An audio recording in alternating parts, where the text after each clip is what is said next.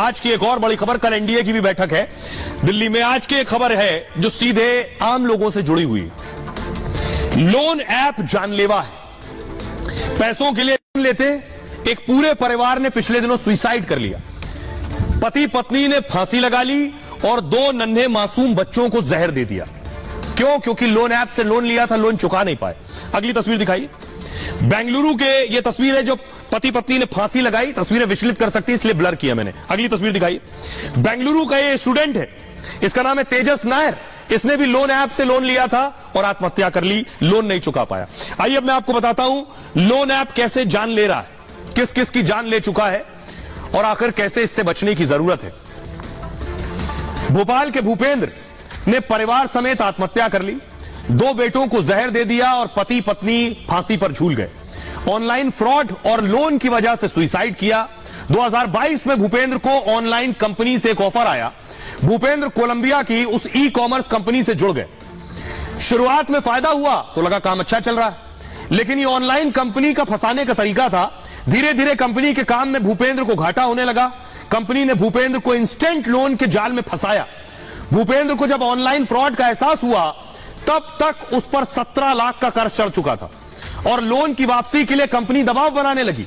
उसके परिवार रिश्तेदारों को धमकाया जाने लगा। भूपेंद्र की पत्नी की अश्लील फोटो और वीडियो वायरल करने लगे। तंग आकर भूपेंद्र ने परिवार के साथ खुदकुशी कर ली। ये एक खुदकुशी है। लोन ऐप से दूसरा सुसाइड। चीनी लोन ऐप के चंगुल में फंसकर छात्र ने जान दे दी। बेंगलुरु में इंजीनियरिंग के छात्र ने आत्महत्या कर ली। तेजस ने चीनी ऐप स्लाइस एंड किस से लोन लिया था और 30,000 लोन के 46,000 रुपए चुकाने थे। तेजस के पिता ने एजेंट से कुछ और वक्त मांगा, लेकिन एजेंट पैसे जमा करने का दबाव बना रहा था। लोन ऐप के एजेंट घर आकर धमका रहे थे और तेजस और परिवार को ब्लैकमेल कर रहे थे। परेशान तेजस नायर ने भी खुदकुशी कर ली। पुलिस को तेजस के रूम से सुसाइड लेटर भी मिला। तेजस ने लिखा है, मॉम और डैड मुझे माफ कर देना, मेरे पास इसके अलावा कोई विकल्प नहीं था। यह मेरा आखिरी अंतिम निर्णय है, अलविदा। पिता की शिकायत पर बेंगलुरु पुलिस ने जांच शुरू कर दी है। सुनिए जरा, ये खुदकुशी कर चुके हैं, इनके परिवार का क्या कहना, सुनिए। थोड़ा सा बताई है कि ऐसे ऐसे मैसेज आता, हमसे पैसे मांगते हैं 17 लाख, बोलते हैं कि पैसे दे दो नहीं बर्बाद कर देंगे। अच्छा, तो मैं बोली पुलिस में कंप्लेन कर दो। बस इतने कही, वो फोन रख दी, हो गया। फोन पे बताया था आपको? फोन पे बताई है। कौन लोग परेशान कर रहे थे, कुछ बताया? ये बोली चाची ऐसे खुल फोन नहीं आता, जो नंबर से आता उससे फोन करते थे, फोन नहीं लगता है। कि एक नंबर जरूर लिंक हुआ था, मेरे पास गया था। भूपेंद्र की फोटो थी और मेरी बच्ची का नाम था, तो उसको पास मैसेज हम फोटो भेजे थे, तो उसने सिर्फ इतना बताया था कि हमारा नंबर लिंक हो गया है, इसका कोई भी अगर मैसेज वगैरह आता है तो उसका रिप्लाई मत करना। मैसेज कुछ नहीं आया था, उसकी फोटो बस आई थी।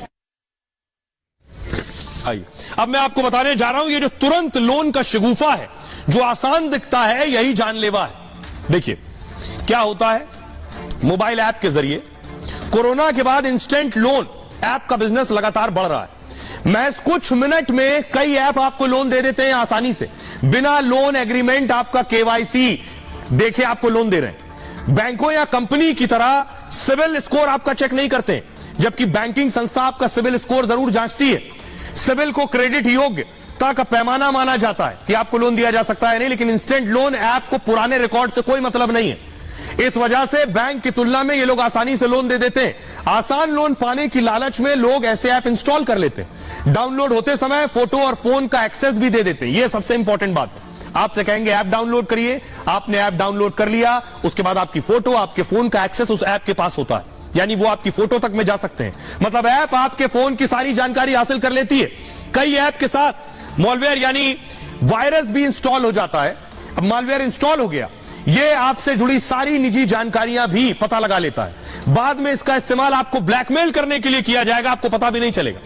तुरंत लोन के नाम पर 60 से 70% पैसा ही आपको दिया जाएगा, बाकी पैसा प्रोसेसिंग और सर्विस फीस के तौर पर काट लेते हैं। जैसे किसी ने आपको 10,000 रुपए इंस्टेंट लोन देने की बात की, आपको लोन कितना देगी? 6 से 7,000 रुपए, और लेकिन ग्राहक को ब्याज समेत 10,000 रुपए ही चुकाने होंगे। ऐसी कंपनियां बाद में अचानक कर्ज की किस्त बढ़ा देती हैं और समय पर न भरने पर पहले कई गुना पैसे ऐंठती हैं, और अगर पैसा न मिले तो ब्लैकमेल और शोषण भी करती हैं। रिश्तेदारों को फोन करके पैसे जमा करने का दबाव बनाते हैं लोग, कई बार अश्लील फोटो वायरल करने की धमकी देते हैं। अब सवाल यह है कि इससे बचना कैसे, क्या समाधान है। डरने की जरूरत नहीं है, पहले तो इनसे बचें ऐसे लोन लेने से, और अगर लोन ले लिया है तो क्या करना है। आसानी से लोन देने वाले ऐप से बचें, लुभावने लोन वाले मैसेज और लिंक पर क्लिक ना करें। ऑनलाइन या ऐप से कर्ज लेने से पहले पूरी रिसर्च करें। ऐप जिस वित्तीय कंपनी या बैंक से जुड़े होने का दावा कर रहे हैं, उसकी वेबसाइट पर जाकर पूरी जानकारी खंगालें। फ्रॉड लोन ऐप में दफ्तर का पता नहीं होता है। ये लोन ऐप कानून का पालन नहीं करते हैं। लोन ऐप की जानकारी आरबीआई की वेबसाइट पर जरूर चेक करें। इस तरह के लोन ऐप फोटो, वीडियो जैसी जानकारी मांगते हैं आपसे, जबकि लोन देने वाली सही कंपनियां पैन और आधार मांगती हैं। फ्रॉड लोन ऐप बहुत जल्दी आप किस्त बदल देते हैं उसमें। ऐसे ऐप कम समय अवधि के लिए ही कर्ज देते हैं, लोन देने के बाद जल्द उगाही में लग जाते हैं वो, और आरबीआई भी ऐसे लोन ऐप से सावधान रहने की सलाह देती है। फिर भी अगर आपने मजबूरी में इंस्टेंट लोन ले लिया है तो घबराने की बजाय आपको कानूनी मदद लेनी चाहिए। पुलिस और साइबर एक्सपर्ट टीम से तुरंत बात करें। लोन ऐप जिस बैंक खाते से किस्त काटता है और उसमें ज्यादा पैसे रखने से बचें। जरूरत में किसी बैंक से ही लोन ले। ये सारी जानकारियां और सावधानियां आपको बरतनी है। अब सुनिए जरा, चार्टर्ड अकाउंटेंट शाहजेब बता रहे हैं आपको परेशान होने की जरूरत नहीं है, क्या करना चाहिए, सुनिए। किसी व्यक्ति ने इस तरह का कोई लोन ले रखा था जिसमें कंपनी ने 2 मिनट या 5 मिनट के अंदर ऑनलाइन प्रोसेस करके लोन को डिस्बर्स कर दिया, कस्टमर के खाते में लोन को दे दिया, और वो आज की स्थिति में कस्टमर लोन की ईएमआई को पे करने की पोजीशन में नहीं है। ऐसी स्थिति में कस्टमर को बिल्कुल भी पैनिक होने की जरूरत नहीं है, जरा सा भी ना घबराए।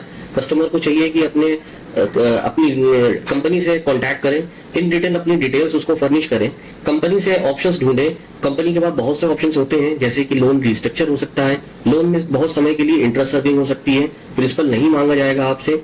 इस तरह का ऑप्शन एक्सरसाइज करके अपनी समस्या का समाधान करें।